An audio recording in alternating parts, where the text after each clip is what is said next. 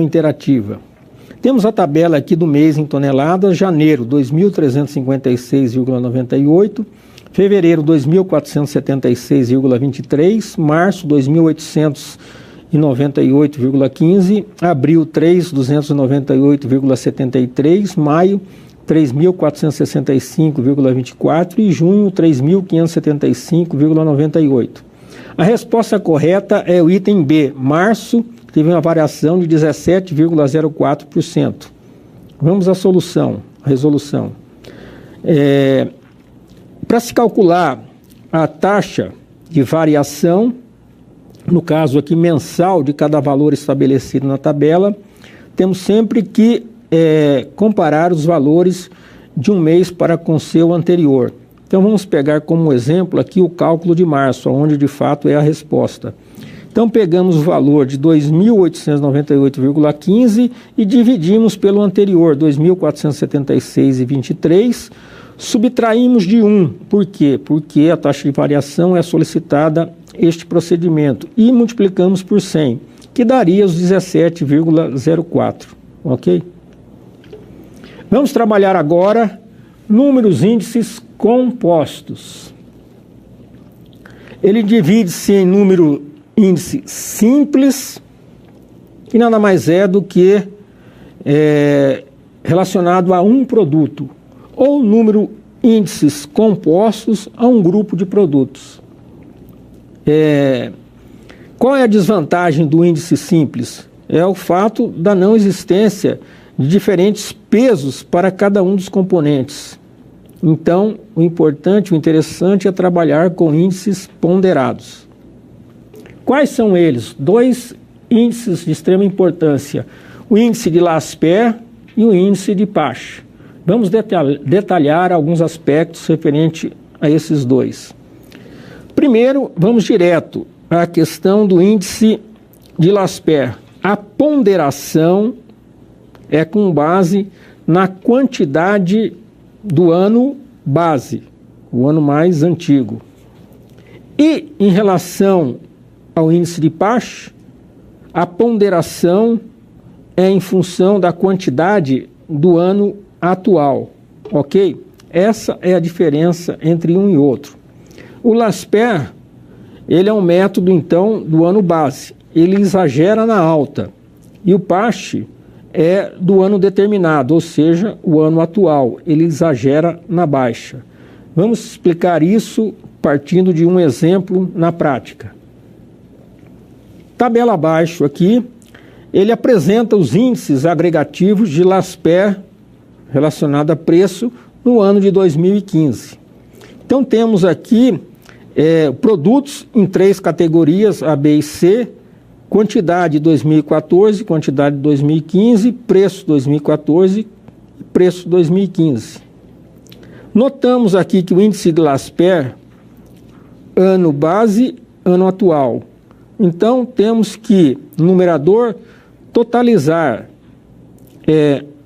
o somatório de preço vezes quantidade.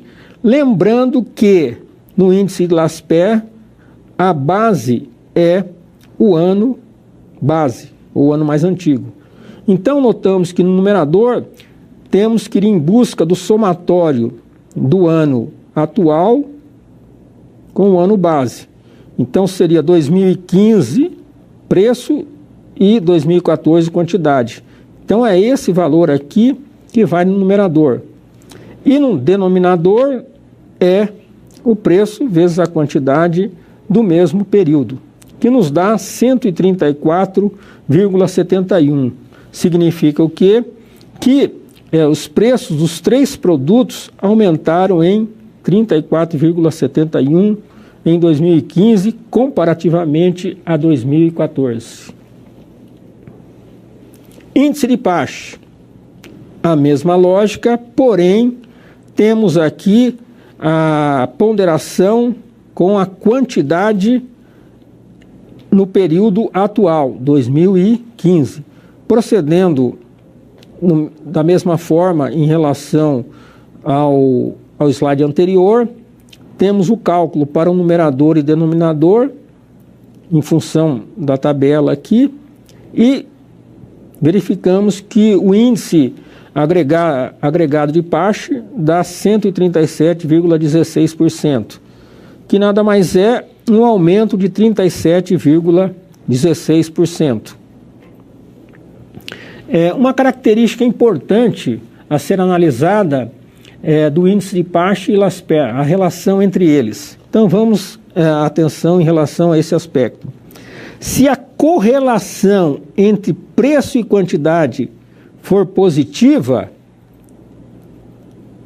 maior que zero, então o índice de Pasch ele é maior do que o de Laspers.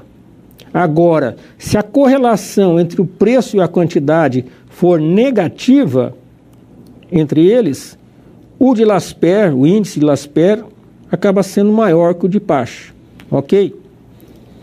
Então vamos analisar e verificar os cálculos que procedemos nos slides anteriores. Para o índice de Laspers, tivemos 134,71. Para o índice de Pasch, 137. Então, o de Pasch foi maior do que o de Laspers, o que confirma o que analisamos em termos de correlação entre preço e quantidade. Surge um terceiro índice, que é o índice de Fisher. Ele nada mais é do que a raiz quadrada da multiplicação entre o índice de Pasch e o índice de Laspers. Calculando aqui conforme a fórmula, acaba dando 135,93. O que de forma analítica nos dá um aumento de 35,93% de 2004 em relação a 2005, o índice de Fisher. Uma outra questão que é muito frequente nas análises econômicas de séries históricas dos números índices, é a questão da influência da inflação nos períodos. Então a pergunta é: como retirar o efeito da inflação sobre as séries desses valores? Vamos proceder da seguinte forma: deflacionar um fluxo monetário. O que significa? É reduzir todos os valores da série a uma base comum de referência, para que possamos fazer a comparação de uma série de forma real. Mas, ao mesmo tempo, há um outro aspecto que, em vez de deflacionar, é inflacionar um fluxo monetário. Então, significa o quê? É você transformar valores de cada época em valores compatíveis com a capacidade de compra verificada em uma data posterior, no caso, uma data atual. Em contexto inflacionário, qual a atenção que temos que ter? Que são muito usada a expressão preços correntes e preços constantes. Isso é importante para um economista. O que significa preços correntes? Cada termo da série se encontra expresso em poder aquisitivo da data respectiva do termo.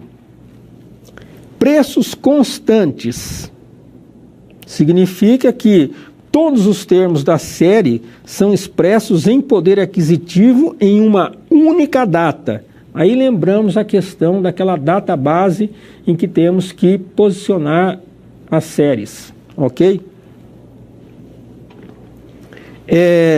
Vamos a um exemplo. Uma empresa possui dados relativos de seu faturamento no período de 1980 a 85, representada na tabela a seguir.